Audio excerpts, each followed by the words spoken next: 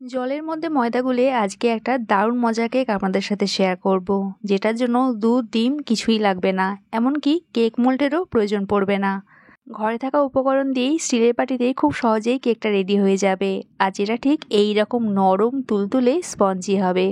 বানানো ভীষণই সহজ আর ঝামেলা নেই বললেই চলে। চলুন তাহলে দেখে নিই আজকের এই নিরামিষ কেকের রেসিপিটা। কেকের জন্য আমি এরকম 3টে ছোট সাইজের স্টিলের বাটি নিয়েছি। আপনাদের কাছে যে সাইজের বাটি থাকবে নিতে পারেন, স্টিলের কিংবা অ্যালুমিনিয়ামের যা বাটি থাকবে নিতে পারেন। সবার আগে বাটি 3টের মধ্যে এরকম একটু সাদা তেল বা রিফাইন্ড অয়েল দিয়ে দিলাম। আর তেলটা খুব ভালো করে বাটির এরকম চারপাশে মাখিয়ে নিলাম। এই কাজটা একটু হাত দিয়ে করার চেষ্টা করবেন, তাহলে মাখানোটা খুব ভালো হবে। 3টে এরকম একটু ছোট মাপ করে বাটার পেপার কেটে নিয়েছি। যদি বাটার পেপার না থাকে তাহলে যে কোনো সাদা কাগজও নিতে পারেন। বাটার পেপারগুলো বাটিতে এরকম বসিয়ে দিলাম। অপরদিকে আমি একটা কড়াই নিয়ে নিয়েছি, আর কড়াইয়ের মধ্যে বেশ কিছুটা নুন নিয়েছি। আপনাদের কাছে যদি বালি থাকে বালিও দিতে পারেন, তাতেও কিনতে হবে। একটা স্ট্যান্ড বসিয়ে দিয়ে এটা কভার করে দিলাম। এয়ার টাইট হতে হবে অবশ্যই। আর এটা আমি প্রিহিট করতে দিয়ে দিলাম। আর যতক্ষণ এটা প্রিহিট হচ্ছে ততক্ষণ আমি কেকের ব্যাটারটা তৈরি করে নেবো। তার জন্য আমি এখানে হাফ কাপ চিনির গুঁড়ো বা পাউডার সুগার নিয়ে নিয়েছি। এই সাথে এখানে দিয়ে দিলাম 1/4 কাপ সাদা তেল বা রিফাইন্ড অয়েল। কেক তৈরি করার সময় অবশ্যই এই সাদা তেল বা রিফাইন্ড অয়েলটা দেওয়ারই চেষ্টা করবেন। অন্য তেল বা সর্ষের তেল ইউজ করলে কেকে কিন্তু গন্ধ হবে। পাউডার সুগারটা তেলের সাথে খুব ভালো করে মিক্স করে নিতে হবে যতক্ষণ না এটা ক্রিমি টেক্সচার তৈরি হচ্ছে।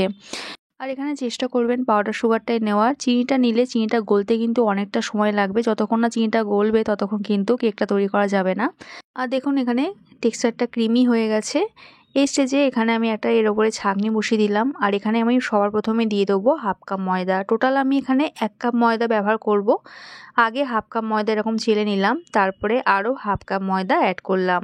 এরই সাথে এখানে দিয়ে দিলাম হাফ চামচ বেকিং পাউডার। বেকিং সোডা এখানে দেবো না, তাই বেকিং পাউডারটা একটু বেশি দিলাম। আর সামান্য একটু নুন দিলাম স্বাদের ব্যালেন্সের জন্য। আবারও সব কিছু একটু ভালো করে চেলে নিলাম। আর কিন্তু কোনো রকম উপকরণ পড়বে না। এবার শুকনো অবস্থাতেই এগুলো একটু সব কিছু ভালো করে মিক্স করে নেব। প্রথমে কিন্তু জলটা দিয়ে দেবেন না, তাহলে কিন্তু ব্যাটারটা রেডি করা যাবে না। এরপর এখানে আমি যে কাপ মেপে ময়দা নিয়েছিলাম বা চিনি গুঁড়ো নিয়েছিলাম সেই কাপ মেপে হাফ কাপ প্রথমে জল দিলাম। আর টোটাল কতটা জল দিতে হবে এখানে আমি ব্যাটারটা গোলার শেষেই বলছি।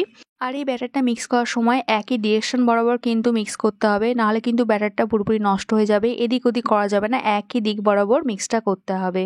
হাফ কাপ জল আগে ব্যবহার করেছিলাম, আরও হাফ কাপ জল নিলাম, সেখান থেকে অল্প একটু জল এখানে দিলাম, দিয়ে আবারও ব্যাটারটা গুলে নিলাম। এই ব্যাটারটা একটু পাতলা হবে আর একটু সময় ধরে এই মিক্সটা করতে হবে যাতে একটা স্মুথ ব্যাটার তৈরি হয়ে যায়। ব্যাটারটা এখানে রেডি হয়ে গেছে। আর সেকেন্ড টাইম যে আমি জলটা নিয়েছিলাম সেখান থেকে অর্ধেকটা জল, মানে অর্ধেকেরও কম জল এখানে লেগেছে। আপনারা দেখেই বুঝতে পারছেন কতটা জল। ব্যাটারের থিকনেসটা ঠিক এরকম হবে যেমনটা আমি দেখিয়েছি এখানে। অপরদিকে বাটিগুলো যে নিয়েছিলাম সেখানে আবার ব্যাটারটা ঢেলে নেবো। ব্যাটারটা ঢালার পদ্ধতিও একটু দেখে নিন। ওপর থেকে একটু ব্যাটারটা ঢালতে হবে ঠিক এরকম করে। এইভাবে একটু ওপর থেকে ব্যাটারটা ঢাললে এয়ার বাবলসটা প্রায় থাকে না বললেই চলে।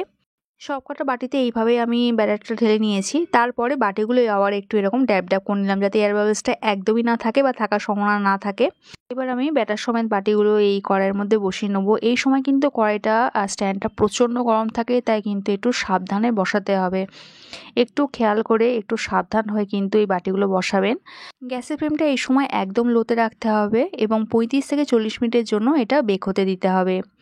আমি এখানে 10 মিনিট বাদে একটু কভারটা খুলে নিয়েছিলাম। এটা একটু ডেকোরেট করার জন্য, কেকগুলো আর একটু লোভনীয় দেখার জন্য ওপর থেকে এরকম একটু আমন্ড কুচি ছড়িয়ে দিলাম। আপনাদের হাতের কাছে যা ড্রাই ফ্রুটস থাকবে, কাজু কিশমিশ পেস্তা, তাই কিন্তু দিতে পারেন। এটা জাস্ট একটু সুন্দর দেখানোর জন্য। আবারও কভার করে দিলাম এবং এরপর 30 মিনিট বাদে কভারটা খুলবো। টোটাল 40 মিনিট বাদে আমি এখানে কভারটা খুললাম এবং কেকটা এবার চেক করে নেবো যে ঠিকঠাক বেক হয়েছে কিনা। দেখছেন আমার এখানে ব্যাম্বু স্টিকটা একদম ক্লিন এসছে, মানে কেকটা ঠিকঠাক বেক হয়ে গেছে। এই অবস্থাতেই কিন্তু আমি একটু রেখে দেবো একটু ঠান্ডা হওয়ার জন্য, সেট হওয়ার জন্য। কেকগুলো এখন ঠান্ডা হয়ে গেছে, রুম টেম্পারেচারে চলে এসছে। এবার এগুলো ডিমোল্ড করে নেবো। তার জন্য এরকম একটা ছুরি নিয়েছি। ছুরি যে ধার থাকে না সেই দিকে বরাবর একটু কাট লাগিয়ে দিতে হবে। খুব ইজিলি কিন্তু এটা উঠে আসবে। দেখুন দেখুন না, বাটিটা উল্টো করতে কিন্তু কেকটা বেরিয়ে আসলো পুরো। আর বাটিটাও দেখিয়ে দিচ্ছি আপনাদের। দেখুন যে বাটার পেপারটা দিয়েছিলাম সেটা বাটি দিয়ে আটকে গেছে। এতে কিন্তু কোনো সমস্যা নেই, বাটিতেও থাকতে পারে কেকের গায়েও থাকতে পারে। আর একটা কেকে কিন্তু এরকম বাটার পেপারটা কেকের গায়ে ছিল। দেখুন তুলে দিলাম। আর দেখতেই পাচ্ছেন কেকগুলো, মানে প্রতিটা কেকই কতটা সুন্দর হয়েছে, কতটা লোভনীয় হয়েছে।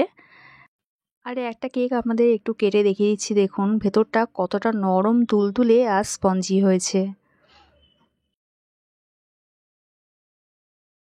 আমার আজকের এই কেকের রেসিপিটা যদি আপনাদের ভালো লাগে একটা লাইক কমেন্ট করা অনুরোধ রইল। দেখা হচ্ছে আবার এক নতুন রেসিপির সাথে। সবাই সুস্থ থাকবেন, ভালো থাকবেন।